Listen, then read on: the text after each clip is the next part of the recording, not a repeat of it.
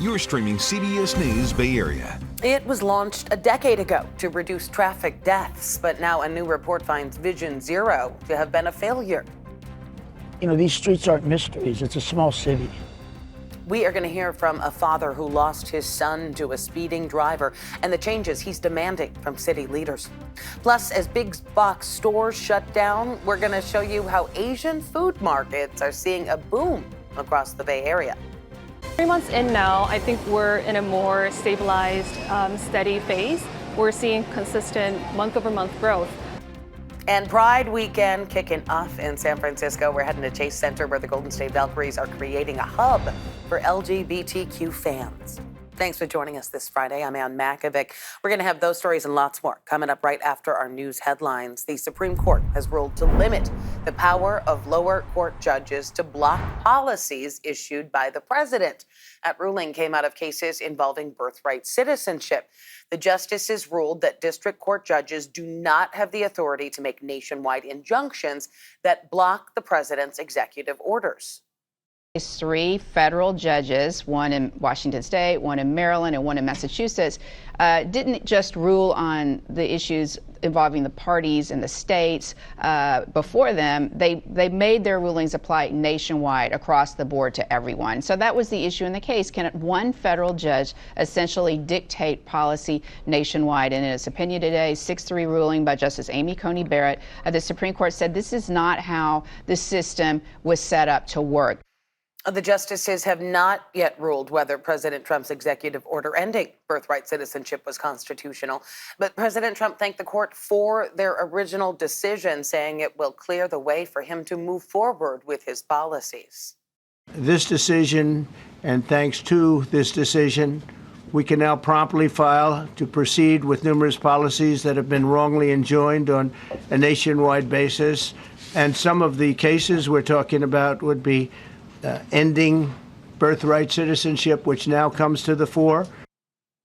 In a statement, San Francisco City Attorney David Chu, who has filed multiple lawsuits against the Trump administration, said today's Supreme Court decision has profoundly disturbing implications for our rule of law.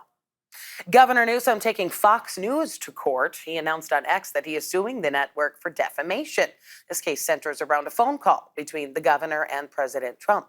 Newsom's lawsuit claims Fox edited a soundbite from Trump about when the call took place and used the edited quote to defame Newsom. Newsom now asking for $787 million and an apology. A Fox News spokesperson told the national news desk it views the lawsuit as an attack on free speech. The naval ship that used to be named in honor of Harvey Milk officially has a new name, the USNS Oscar V. Peterson.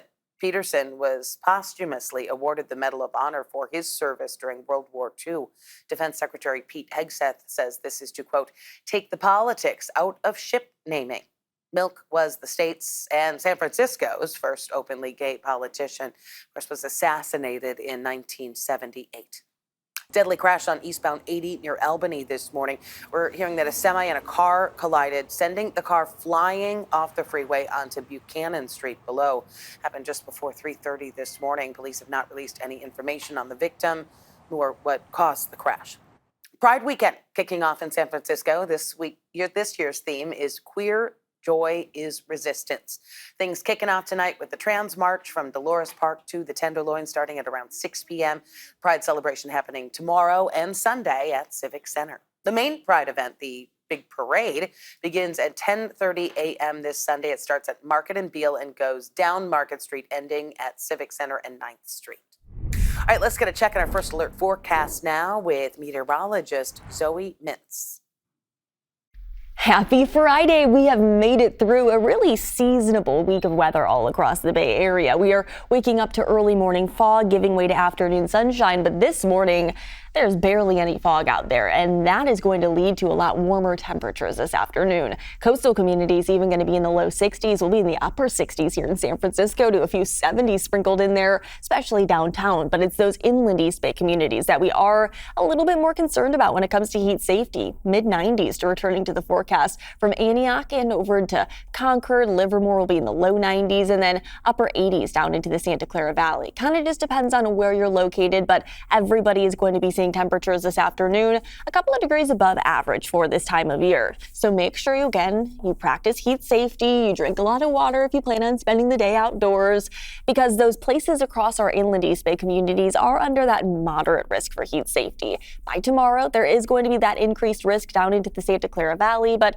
overall, it is nothing too crazy. It is nothing that we haven't seen for June for this time of year. Winds are going to be relatively calm, staying below 30 miles an hour all across the Bay Area today and into tomorrow. So winds aren't really going to be offering much when it comes to a relief over the next several days. As high pressure continues to dominate just to our south, those winds again aren't going to be anything too impressive. By the time that we step out late this weekend and into early next week, though, we are going to be noticing wind strengthening, and that's going to keep those temperatures just a little bit cooler as we step out into early next week. But enjoy the warmer weather while you can, because we are going to be continuing to see it through today and tomorrow. That gradual cool down arrives starting Sunday and into early next week, along with those windier and foggier conditions.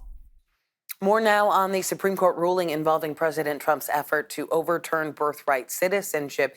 It was one of a series of decisions handed down by the High Court today on their final day of the term. Reporter Natalie Brand breaks it down for us. In a 6-3 decision, the U.S. Supreme Court ruled Friday to limit the power of judges to issue nationwide injunctions to block a president's executive order. The opinion, written by Justice Amy Coney Barrett, split along the court's ideological lines. It says in part, these injunctions, known as universal injunctions, likely exceed the equitable authority that Congress has granted to federal courts. She's also saying very clearly that when people walk into federal court now and they ask for relief of an executive order, they cannot get these universal injunctions anymore. Instead, courts are limited in the scope, the remedy that they can provide. The ruling did not touch the issue of birthright citizenship, protected by the Constitution's 14th Amendment. In the dissent, Justice Sonia Sotomayor writes, no right is safe in the new legal regime the court creates. Federal judges in Washington, Maryland, and Massachusetts blocked that policy nationwide, saying it violates the Constitution. Their injunctions escalated all the way up to the U.S. Supreme Court, calling into question the power of a single lower court judge to block a presidential policy. The Trump administration's emergency appeal said the lower court's ruling should only apply to individual cases, not the whole country. In the dissents, what you saw was an argument that, okay, yes, there is a proper process, but there are certain cases where it would be appropriate for a single court to issue a nationwide injunction. The fight over nationwide injunctions goes back years, with presidents from both parties criticizing them, but the issue has been amplified by the Trump administration, facing more than 200 legal challenges so far. The cases challenging the president's executive order trying to end birthright citizenship have been sent back to the lower court for review. The Supreme Court releasing rulings on a total of 6 cases today. So here is where those cases stand. The Supreme Court decided not to rule on a case challenging congressional maps. They upheld a Texas law requiring age verification for pornographic websites. The court kept in place decades-old programs to deliver internet access to rural areas. And they also rejected a challenge to part of the Affordable Care Act regarding preventative care. And in a 6-3 decision, the court ruled parents of elementary school students can have their kids excused from reading LGBTQ inclusive books. Last week, the Supreme Court upheld a ban on gender-affirming care for trans youth. That sparked a rally last night at San Francisco City Hall calling for action. We're not really taken care of and held already. And so seeing this in the media, it starts bringing ideas of like, can we be trans in this time?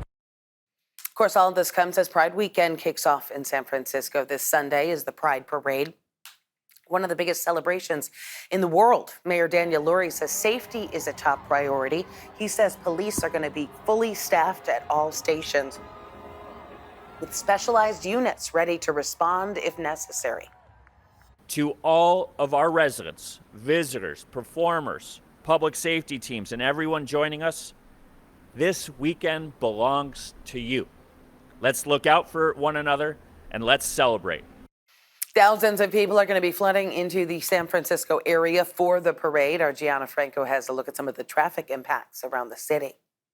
It's Pride Weekend in San Francisco, which means there will be a lot of people in and around the city, as well as street closures that are already in place, lasting all the way through Monday morning. So expect some traffic delays and reroutes as you navigate the downtown areas, especially for the festivities happening at Civic Center on Saturday and Sunday. And of course, we've got the San Francisco Pride Parade on Sunday, which starts at Market Street, not too far from Embarcadero, right at Beale, and goes all the way over towards Civic Center. Now, public transit is your best way to get into San Francisco. You've got BART as an option, also Caltrain if you're headed into the city. And again, those reroutes, so keep that in mind if you plan on taking Muni.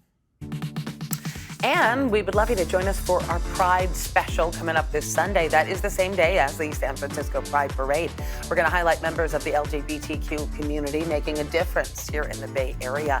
All starts at 10 a.m. Pix Plus, 44 Cable 12, and streaming on the free CBS News app. Still ahead here on CBS News Bay Area. San Francisco's ambitious plan to make its streets safer is a failure, according to a grand jury report. We are talking to a father who lost his son in a traffic crash about what he wants the city to do now.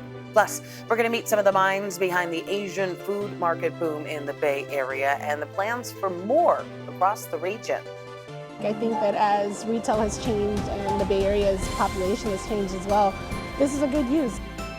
And the Golden State Valkyries kicking off their inaugural Pride game today. We're hearing from fans on how the team is creating a safe space for the LGBTQ community. In the Bay Area, a new WNBA franchise is taking flight. Catch this first-in-a-lifetime inaugural season as the Golden State Valkyries play live on KPIX and Pix Plus. We're definitely feeling a warm up today to end off the work week. Some beautiful weather. Beautiful if you enjoy those warmer temperatures. Mid-70s areas around the Bay. And they're going to stay that way through tomorrow before a gradual cool down heads our way. By the time that we step out late this weekend and into early next week, it'll be a little bit windier, a little bit foggier Sunday and into Monday. But inland areas, mid to lower 90s returning to the forecast this afternoon and into tomorrow. Practice heat safety and don't forget the sunscreen. A new push for the city of San Francisco to commit to safer streets. 11 years ago, city leaders began an ambitious plan to eliminate traffic deaths. It was called Vision Zero, modeled after a successful plan that saved lives in Sweden. But a recent civil grand jury report found that not only has Vision Zero not worked, the streets have arguably gotten worse and more dangerous. The city implemented Vision Zero in 2014. That year, 30 people died in vehicle-related crashes. That number has gone up and down since then, but last year, 42 people were killed, the most in almost 2 decades. So far this year, San Francisco has seen 12 traffic deaths. Lauren Toms talked with safety advocates who are asking the mayor to come up with a new plan for safer streets. It's been 3.5 years since Richard Zeman got the call. His son Andrew had been hit and killed after a driver sped down Franklin Street and collided with a car that hit Andrew on his way to work as an educator for special needs students. It was an accident that Richard says should have been prevented through heightened traffic safety efforts. Anyone who's lived in the city knows the places that are worst, you know. For Andrew, it was Franklin Street. And you know, these streets aren't mysteries. It's a small city. But driving down Franklin Street today, not much has changed, despite pleas with the city and years of complaints of speeding drivers. Richard says change isn't optional. He's part of a group of traffic collision victims showing up at City Hall, calling for Mayor Daniel Lurie to adopt a new Vision Zero policy by the end of July and a new traffic safety plan by the end of September. And for Richard, the solution comes down to accountability and implementation. SFMTA's rationale for not addressing the years of speed complaints down Franklin through the school zone was it wasn't on the high injury network yet, which makes you wonder, what do they need to see in an elementary school zone before they're going to do something? Launched in 2014, the Vision Zero campaign had a goal of reaching zero traffic fatalities by 2024. But that year was the deadliest on San Francisco roads since 2007, with 42 traffic fatalities. A grand jury report on the program released last week found that although the SFMTA implemented safety measures for pedestrians and cyclists, it wasn't enough to shore up traffic safety. They also pointed to the police department's lack of enforcement of traffic laws. In a statement, the foreperson of the civil grand jury cited a sense of lawlessness on city streets due to the almost complete lack of law enforcement in recent years. Board of Supervisors President Raphael Mandelman says although the police department is already facing critical resource shortages, stories like Andrew's are the reason traffic enforcement should be prioritized. I think there aren't the resources being committed at the police department to see enforcement. So I think we need more officers doing more enforcement. We need more people and we need more officers in traffic company. And we need to be using technology much more than we are to make up for the lack of officers that we have. But he says safer streets in San Francisco are possible. SFMTA has implemented traffic safety measures, including speed cameras, no turn on red areas, and protected bike lanes. But still, more can be done. It's a sentiment shared by transportation advocate and editor of Streets blog, Roger Ruddick. The way forward is very, very clear. It just requires political will. I say just, I realize just that's actually a big thing, political will. But it's been done in American cities, and we can do it here. He says it's up to the city to commit to traffic changes and points to European cities as success models of zero traffic fatalities. And for Richard, he asks how many incidents will be enough to create real change, meeting that goal of zero. In a statement, SFPD says it has significantly increased enforcement and has issued more citations over the last year. 2 people have now been arrested in a boat rage incident in Contra Costa County. A witness captured this video of a boat running over a jet skier, then slamming into docked boats. This happened in Discovery Bay Sunday night. The person on the jet ski was taken to the hospital, but is okay. Sheriff's deputies arrested Eric and Danny Garcia of Oakley, who they say were operating the boat recklessly. They are charged with assault with a deadly weapon and vandalism. Stanford University is planning to slash its general fund by $140 million. The university says the budget for the next school year takes into account federal cuts and a proposed congressional bill that aims to raise endowment taxes for elite colleges. University officials warn layoffs will be necessary and a staff hiring freeze will continue. Stanford schools are expected to finalize their plans over the next few weeks. They note that while the budget cuts will be, quote, painful, they are confident that acting now will put Stanford on a better financial footing for the future. The School of Medicine is not included in those budget cuts, but will identify its own reductions in the coming weeks. The Bay Area is in the midst of an Asian grocery market boom as big box stores close. Asian grocers are capitalizing on affordable real estate. Kenny Choi takes a closer look at the new mega Asian food complex and why there's a growing demand for those kind of stores.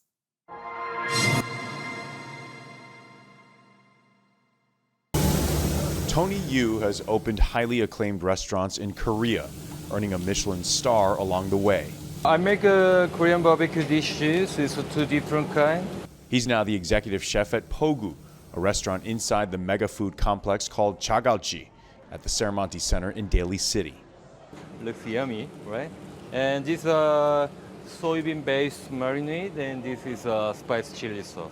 The massive grocery, bakery, bar, food court, and restaurant fills what was once an empty 75,000-foot square space, long ago occupied by JCPenney. 3 months in now, I think we're in a more stabilized, steady phase. We're seeing consistent month-over-month growth. Camilla Rahman has been wanting to try it since it opened earlier this year.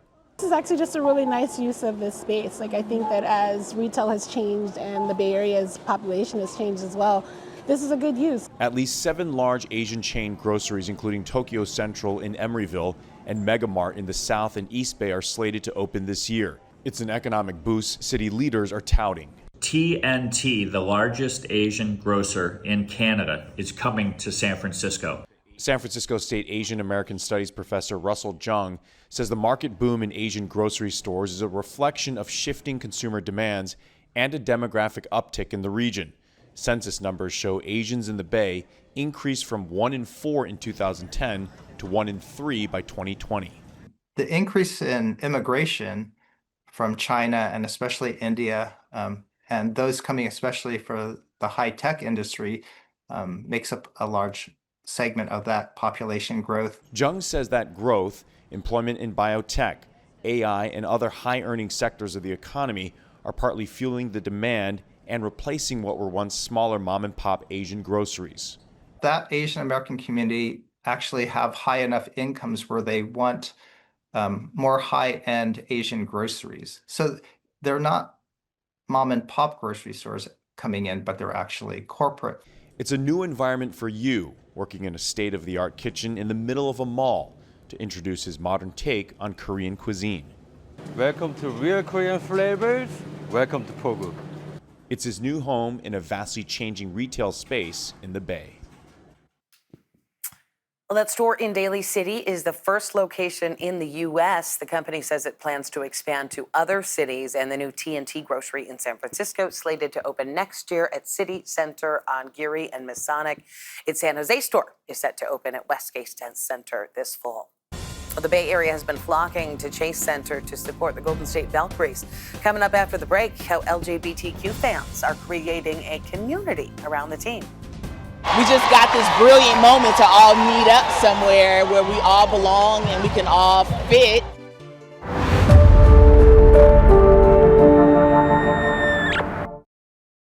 Afternoon high temperatures are going to be warming up back to above average for most of the Bay Area, about 5 to nearly 10 degrees above average across our inland East Bay communities, sitting in the mid 90s, near 90 degrees up in Santa Rosa, upper 80s to low 90s down in the Santa Clara Valley, and then low 60s and along our coastal communities. 68 degrees in San Francisco. It's a couple of degrees above average, but if we do reach 70, I don't necessarily think we're going to, but if we do, it would actually be our first 70-degree day this month. Yeah, we have not reached 70 so far this June. We are going to continue to see a heat up, though, on the way, especially for places in the Central Valley of California. So keep that in mind. Maybe if you're heading down to SoCal or you're heading up to the mountains this weekend, you are going to be noticing quite a lot more of that heat on the way to the mountains, because the Central Valley of California, triple digits are going to be returning. But I kind of just want to focus on the Bay Area and show you that onshore flow and the impact of it. We are so lucky to live here because we are dealing with a lot more comfortable heat, and there's even a little portion of the Central Valley seeing the impacts of the comfortable heat thanks to the onshore flow directly from the Bay Area. Back to you.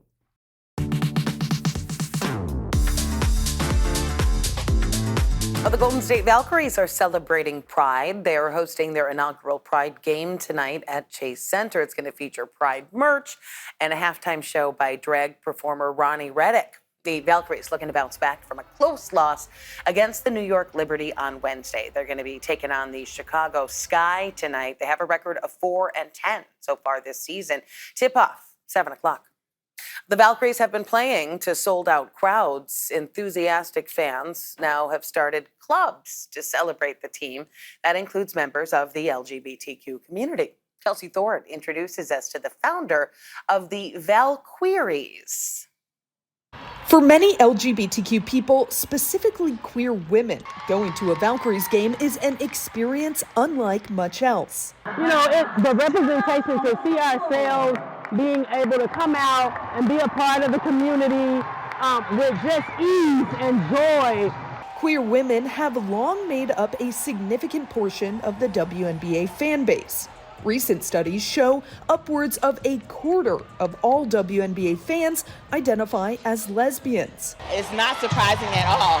We just got this brilliant moment to all meet up somewhere where we all belong and we can all fit, and come together and celebrate. Audacious Wilson and Valerie Trout are two Valkyries super fans doing what they can to connect the LGBTQ fan base. Kind of a meetup so that people can come out, enjoy the games, the away games especially.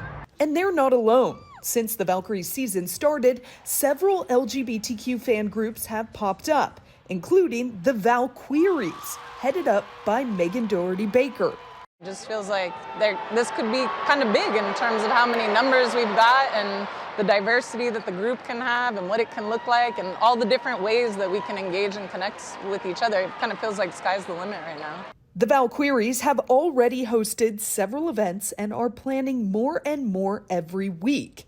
As someone who's been a basketball fan for decades, Lucy Bledsoe told me it's wonderful to see both the connections fans are making with each other and the support the WNBA is giving to their LGBTQ fan base. It's amazing. I remember the early women's professional leagues where they tried really hard to say, hey, we're straight, we're straight. I literally saw, I think it's the Pioneers did a game where at halftime they did a heterosexual marriage. You know, they were so afraid of the queer audience, and now they're just opening their hearts and doors. Every WNBA team is hosting a Pride Night this season, including the Valkyries. It's something fans love to see and hope will help to create lasting connections long after the season ends. It's unreal, it's unbelievable that this arena, this platform is giving us this space to build so much more community. All right, again, be sure to watch our Pride special coming up this Sunday. That is the same day as the San Francisco Pride Parade. We're going to highlight members of the LGBTQ community making a difference here in the Bay Area. All starts at 10 on Pix Plus, 44 Cable 12, and streaming on the free CBS News app. Coming up in our next half hour here on CBS News Bay Area, drivers might be paying a lot more for gas as we head into the summer driving season. How the state's push for cleaner cars could be costing Californians. Plus, the Trump administration pushing back against the Pentagon's assessment of U.S. airstrikes in Iran. We're going to hear from an Iranian-American woman in the Bay Area hoping for a peaceful end to the conflict. For the first time in history, Middle Eastern people can have a voice.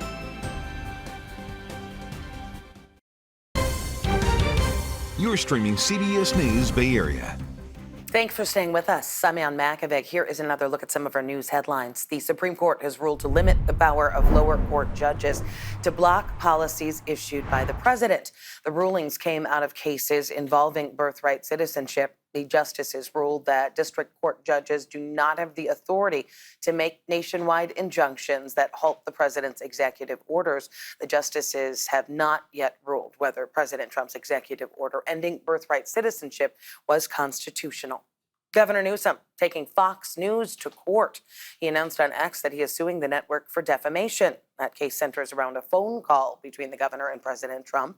Newsom's lawsuit claims Fox edited a soundbite from Trump about when the call took place and used the edited quote to defame Newsom.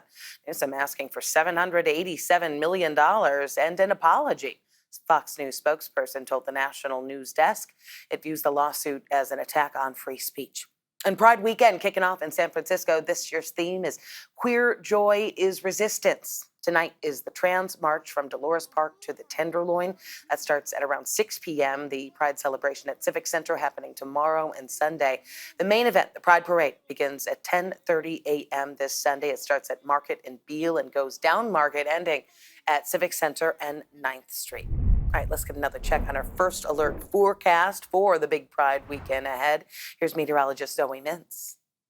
Happy Friday. We have made it through a really seasonable week of weather all across the Bay Area. We are waking up to early morning fog, giving way to afternoon sunshine. But this morning, there's barely any fog out there, and that is going to lead to a lot warmer temperatures this afternoon. Coastal communities even going to be in the low 60s. We'll be in the upper 60s here in San Francisco, to a few 70s sprinkled in there, especially downtown. But it's those inland East Bay communities that we are a little bit more concerned about when it comes to heat safety. Mid-90s to returning to the forecast from Antioch and over to Concord. Livermore will be in the low 90s, and then upper 80s down into the Santa Clara Valley. Kind of just depends on where you're located, but everybody is going to be seeing temperatures this afternoon a couple of degrees above average for this time of year. So make sure you practice heat safety, you drink a lot of water if you plan on spending the day outdoors, because those places across our inland East Bay communities are under that moderate risk for heat safety. By tomorrow, there is going to be that increased risk down into the Santa Clara Valley, but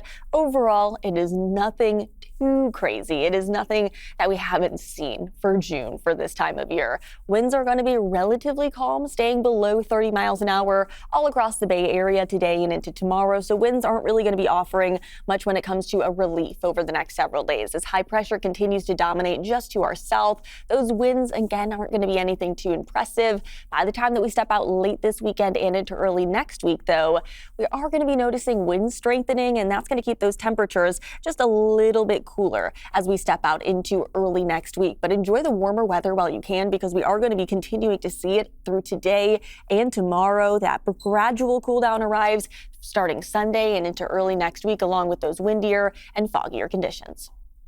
Well, just in time for the summer travel season, our already high gas prices are going to be going up once again on July 1st.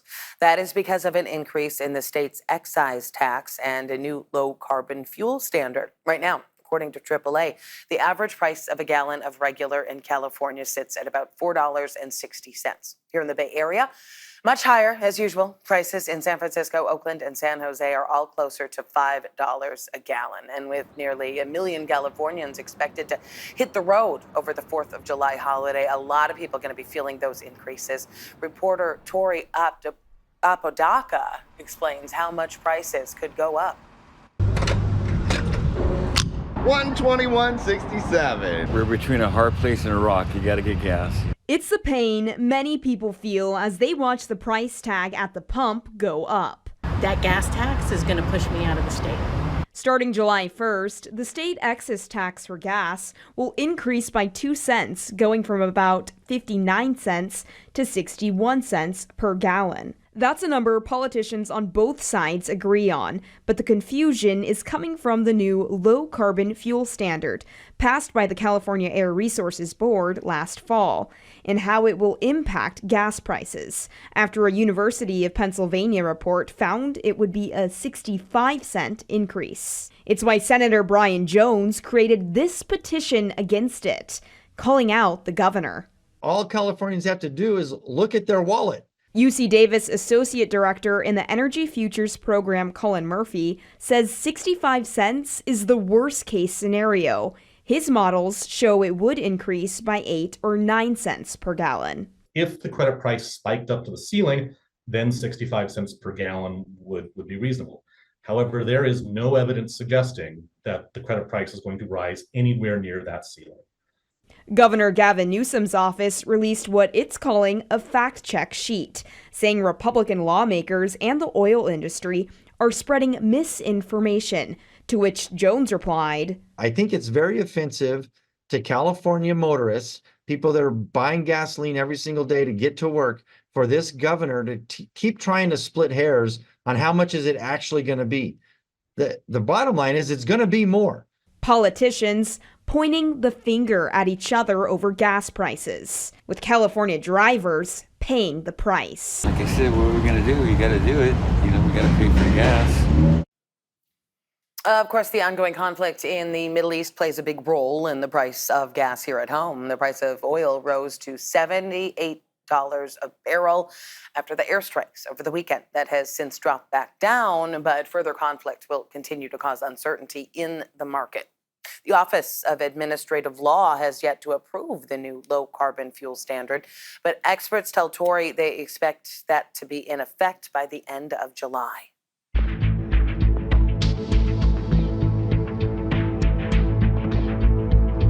Congress is mostly divided along party lines over last weekend's airstrikes on 3 Iranian nuclear facilities. Senators have now received a classified briefing by top Pentagon officials. Republicans have called the airstrikes a success, while Democrats are demanding more information.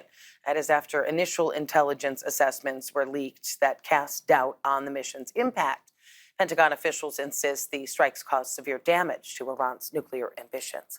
We have been hearing from some Iranian Americans here in the Bay Area who are closely watching the conflict in the Middle East. Laureen Ayub spoke with one activist about why she's thankful to have a platform and the freedom to share her voice.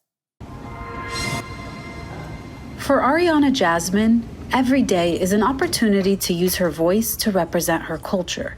The Iranian-American content creator, who often works out of Persian restaurant Maizadeh, says she's come a long way from the oppression she once felt living in Iran. What does it mean to you to be able to share your voice independently and safely? It means the world. I just got chills from that question. So back in 2001 when 9/11 happened, and then we had the, invasion of Iraq and Afghanistan, Middle Eastern people did not have a voice. We didn't. My parents were scared. A lot of our parents were scared. And we just stayed quiet in order to protect ourselves. But now, for the first time in history, Middle Eastern people can have a voice. And Ariana has been using hers fervently. Passionate about nonviolence, Ariana says seeing the death toll rising due to the war with Israel, Gaza, and now Iran has been heartbreaking to bear. I think what's been happening for the past couple of weeks has been absolutely devastating. I don't think civilian death is okay in any shape or form ever. After living in Iran briefly and experiencing injustice firsthand, Ariana not only supports regime change, she has exiled herself due to her outspoken views. But she also often shares on social media her concerns regarding a rise in Islamophobia, unnecessary military intervention, and what she now calls a new wave of war on terror. In a perfect world, I would love to just see Iranians stand up and do what we've done for thousands of years and really fight for ourselves and liberate ourselves. It's the kind of liberty that keeps Ariana using her voice one post at a time. Coming up next, cricket craze has hit the Bay Area. We're going to hear from two players who have big dreams of making it in the big leagues. In the Bay Area, a new WNBA franchise is taking flight. Catch this first-in-a-lifetime inaugural season as the Golden State Valkyries play live on KPIX and Pix Plus. We're definitely feeling a warm up today to end off the work week. Some beautiful weather. Beautiful if you enjoy those warmer temperatures. Mid-70s areas around the bay. And they're going to stay that way through tomorrow before a gradual cool down heads our way. By the time that we step out late this weekend and into early next week, it will be a little bit windier, a little bit foggier Sunday and into Monday. But inland areas, mid to lower 90s returning to the forecast this afternoon and into tomorrow. Practice heat safety and don't forget the sunscreen. Well, the Bay Area's new cricket team is on a hot streak. The San Francisco Unicorns are still undefeated after a win over the Seattle Orcas on Wednesday. The Unicorns, playing their first season as part of Major League Cricket, comes as many Americans are starting to catch the cricket bug. Itai Had spent some time with them. Most people hear cricket and think of a backyard bug that just won't pipe down. But inside this Pleasanton training facility, cricket means something else entirely. Fast balls, flat bats, and a sport chirping its way into America's lineup. I saw my dad playing with his friends out in the community parks and all. So I gave it a shot. 23-year-old Vatsal Vagela suits up for the San Ramon Grizzlies, a minor league club with major momentum. He's what's known as a bowler. Think baseball pitcher, but here the ball bounces off the ground first. Good catch. He's not the only one with big league dreams here. 14-year-old Shreyak Parecha plays for the Grizzlies junior squad, part of a growing pipeline of young talent. It's the energy, it's the passion, it's the competitive environment. Major League Cricket is only in its third season, but it's quickly gaining ground. With literally billions of people worldwide tuning in, the U.S. isn't just catching up, it's catching on. And this summer, the league takes its biggest swing yet. Oakland Coliseum, once home to the A's, is hosting its first ever top-tier cricket match. This way? Oh. And although it may look like a cross between baseball and golf, you quickly find out it's a whole other ball game. Nice. Do I look professional? Yes, you do. You look not professional at all. But Is cricket having a moment right now? That's a great way to say it. David Halbert, board director for USA Cricket, says the sport, second only to soccer worldwide, could give the 63,000-seat stadium a second life. Every year is going to get a little bigger, a little better. We do expect to fill up the stadium. He'll turn the corner. With the San Francisco Unicorns, the Bay Area's first pro cricket team in the mix. Let's go. The sport is getting a shot in the arm and a serious boost where it counts, says Grizzlies co-owner Samir Shah. Is it exciting to see this happening? Big time. Oh, smoked. And while baseball may be America's pastime, Is it taken up there? if fans have it their way, cricket might just be its future. Perfect. Coming up, if you are into soap operas, you know the pull of the drama and the intrigue. Well, now I am getting a unique opportunity to jump right in. The backstory coming up.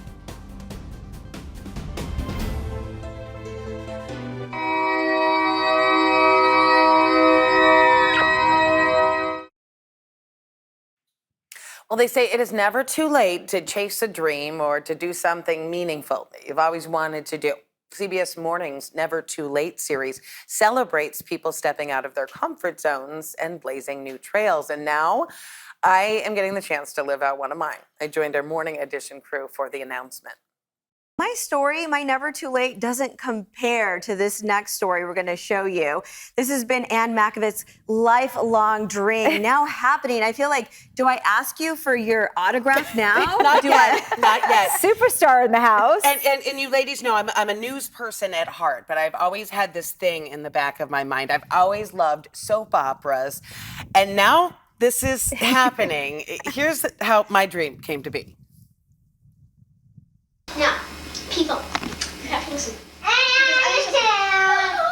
I have been fascinated by drama since I was very young and quite restless, growing up in a small town in Wisconsin. The actors, the primary actress, took my breath away.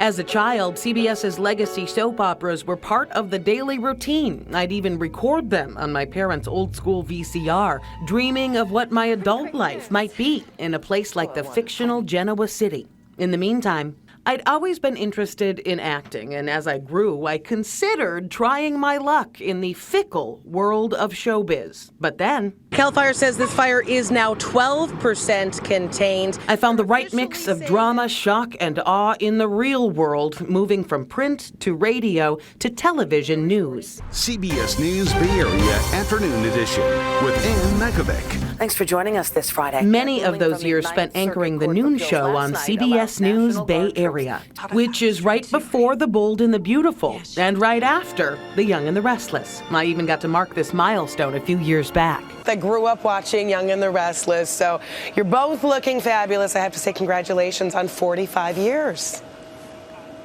Thank you so much. Thank you. It feels good. And this February, I got an inside look at the newest soap, Beyond the Gates. This is billed as being soapier than other soaps, so that's pretty exciting. What are we talking about?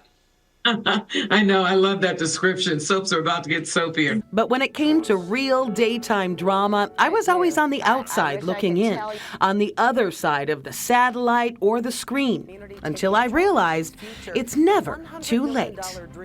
Okay, so this is what is happening. I actually got a part in The Bold and the Beautiful. I'm going to LA, and I'm going to do this scene on Monday, and I'm just trying not to be a giddy weirdo about it. It is so exciting. Do you have your lines yet? Do you know what your part is? Yes. Okay. Yes. Oh, wow. And so I was thinking, they'll probably just make me a news reporter and, be throwing me a bone here, and that would not be as exciting. I'm going to be a socialite and a longtime friend of some of the legacy characters. So there's a little backstory. And they don't kill you off or anything, so there's a chance that you come back. You never know. You never know. Well, we'll keep you posted on that, and we'd love you to share your own Never Too Late story. It could be featured on CBS Mornings. Upload a 30 to 60-second video at nevertoolate.cbsnews.com. Well, thanks for streaming CBS News Bay Area. I'm Ann Makovich. We're going to be right back with your first alert forecast and another look at your top story.